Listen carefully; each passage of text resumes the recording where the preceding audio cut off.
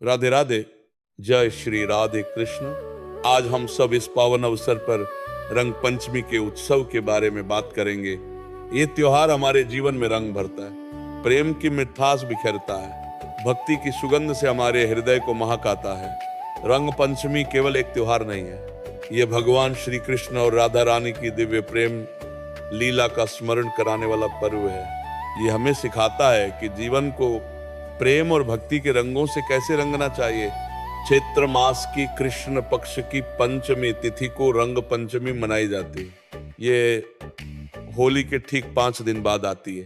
होली का उत्सव फाल्गुन पूर्णिमा से शुरू होता है, लेकिन रंगों की मस्ती और उल्लास चैत्र की इस पंचमी तक जारी रहता है। शास्त्रों में इसे देवताओं की होली के नाम से भी जाना जाता है। मान्यता है कि इस दिन स्वर्ग के देवता धरती पर अवतरित होकर भक्तों के साथ रंगों का उत्सव मनाते हैं। वे भक्तों की मनोकामनाएं सुनते हैं और उनके जीवन में सुख शांति का आगमन कराते हैं। जब हम इस दिन हवा में गुलाल उड़ाते हैं, अबीर छिड़कते हैं, तो वह रंग सीधे देवताओं तक पहुंचता है। ये रंग केवल बाहरी नहीं होता, बल्कि ये हमारे अंतर्मन की शुद्धता और भक्ति का प्रतीक बन जाता है। घर के मुख्य द्वार पर गुलाल छिड़कने से नकारात्मक शक्तियां दूर होती हैं और सकारात्मक ऊर्जा का प्रवेश होता है। इष्ट देवता को अबीर गुलाल चढ़ाने से कुंडली के दोष शांत होते हैं और मनोकामनाएं पूर्ण होती हैं। रंग पंचमी का सबसे गहरा और सुंदर संबंध भगवान श्री कृष्ण और राधा रानी से जुड़ा है। द्वापर युग में वृंदावन की कुब्जों में यमुना के किनारे गोपियों के साथ श्री कृष्ण ने जो रंगों की होली खेली थी, वह केवल बाहरी रंगों का खेल नहीं था, वह हृदय के प्रेम का खेल था। जब श्री कृष्ण ने राधा रानी पर लाल गुलाल लगाया तो गोपियां आनंद से झूम उठी। पूरा वृंदावन रंगों में डूब गया। उस दिव्य लीला में रंग प्रेम के प्रतीक थे जो कभी मिटते नहीं। उसी लीला की स्मृति आज भी जीवित है। इसलिए रंग पंचमी पर भक्तजन राधा कृष्ण की मूर्तियों पर विशेष रूप से लाल, गुलाबी और पीला गुलाल अर्पित करते हैं। वे उनसे प्रेममयी भक्ति की याचना करते हैं। राधा रानी का नाम जपते हुए जब हम रंग खेलते हैं तो हमारा मन भी वृंदावन की उन कुब्जों में पहुंच जाता है। ये पर्व 5 तत्वों को जागृत करने वाला भी माना जाता है। पृथ्वी, जल, अग्नि, वायु और आकाश, ये 5 तत्व इस दिन विशेष रूप से सक्रिय होते हैं। जब हम रंगों को हवा में उड़ाते हैं तो वायु तत्व के माध्यम से वो ऊर्जा चारों ओर फैलती है। जल से हम रंग घोलते हैं, अग्नि से हमारा उत्साह जलता है, पृथ्वी पर हम नाचते गाते हैं और आकाश हमें देखता है। इस तरह पूरा ब्रह्मांड हमारे उत्सव में शामिल हो जाता है। कुछ पुराणों में रंग पंचमी की एक अन्य कथा भी मिलती है। कामदेव ने भगवान शिव की तपस्या भंग करने का प्रयास किया था। क्रोधित होकर शिवजी ने उन्हें भस्म कर दिया। फिर रति देवी और अन्य देवताओं की विनती पर शिवजी ने कामदेव को पुनर्जीवित किया। उस खुशी और आनंद में सभी देवताओं ने रंगों का उत्सव मनाया। यही रंग पंचमी की शुरुआत मानी जाती है। इस कथा से हमें यह भी सीख मिलती है कि प्रेम और कामना का सही स्थान भक्ति में होता है। जब प्रेम भगवान की ओर निर्देशित हो तो वह कभी नष्ट नहीं होता। रंग पंचमी हमें बुराई पर अच्छाई की जीत का संदेश भी देती है। होलिका दहन के बाद जब बुराई की राख बिखर जाती है तो रंग पंचमी पर अच्छाई के रंग जीवन में फैलते हैं। यह सत्वगुण की विजय का दिन है। तमोगुण और रजोगुण पर सत्वगुण की जीत का प्रतीक। जब हम एक दूसरे पर रंग डालते हैं तो हम कहते हैं कि भले ही तुम में दोष हो, कमी हो, फिर भी हम तुम्हें प्रेम से अपनाते हैं। रंग दोषों को ढक देता है, प्रेम सब कुछ स्वीकार कर लेता है। यह त्योहार वसंत की सुंदरता का भी स्वागत करता है। प्रकृति इस समय नए नए रंगों से सजती है। आम के पेड़ों पर कोपले फूटती हैं, फूल खिलते हैं, पत्तियां हरी भरी हो जाती हैं, चारों ओर रंग बिखर जाता है। हमारा जीवन भी ऐसा ही होना चाहिए। हर पल में रंग भरा हुआ, हर क्षण में उत्साह से भरा हुआ। उदासी, निराशा और नकारात्मकता के लिए कोई स्थान नहीं होना चाहिए। संसार के रंग क्षणिक हैं। जैसे गुलाल पानी से धुल जाता है, वैसे ही धन, यश, सुख, दुख सब धुल जाते हैं। लेकिन भगवान के प्रेम का रंग स्थायी है। वह रंग कभी नहीं उतरता। इसलिए हमें अपने जीवन को उस दिव्य प्रेम के रंग से रंगना चाहिए। राधा कृष्ण का नाम जपना चाहिए, उनके चरणों में समर्पित होना चाहिए। रंग पंचमी पर घर में विशेष पूजा होती है। राधा कृष्ण की मूर्ति को स्नान कराकर नए वस्त्र पहनाए जाते हैं। उनके सामने लाल गुलाल, अबीर, केसर, चंदन और फूल चढ़ाए जाते हैं। भजन कीर्तन किए जाते हैं। बच्चे, बूढ़े, युवा सब मिलकर रंग खेलते हैं। यह एकता और प्रेम का प्रतीक है। मथुरा, वृंदावन, बरसाना, नंदगांव में इस दिन विशेष उत्सव होता है। मंदिरों में रंगों की होली खेली जाती है। हजारों भक्त राधा कृष्ण के साथ रंग बिरंगे उत्सव में शामिल होते हैं।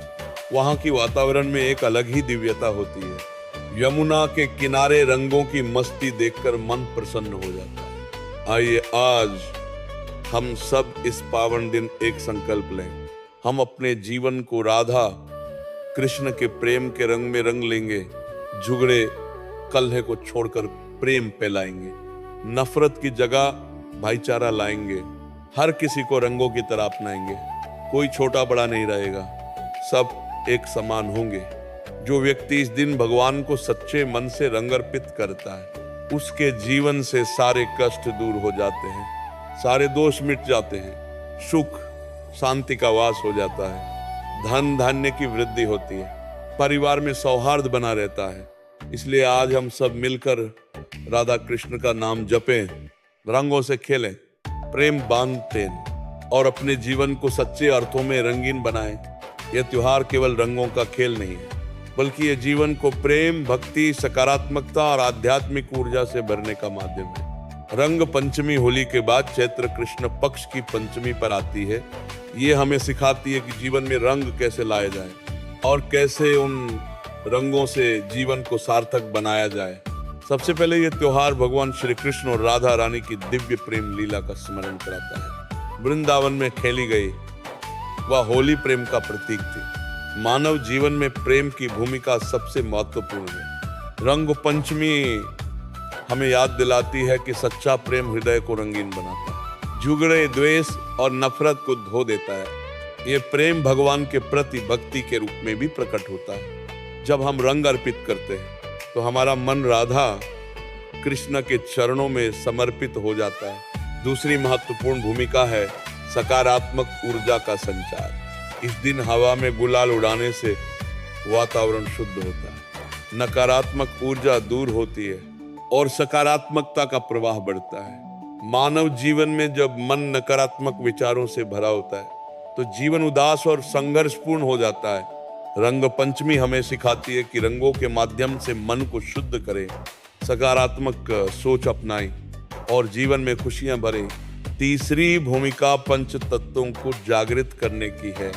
पृथ्वी, जल, अग्नि, वायु और आकाश, ये 5 तत्व हमारे शरीर और जीवन का आधार है। रंग पंचमी पर रंग खेलने से इन तत्वों में संतुलन आता है, शरीर स्वस्थ रहता है, मन शांत रहता है और आत्मा दिव्य ऊर्जा से जुड़ती है। कई शास्त्रों में कहा गया है कि यह दिन देवताओं की होली है।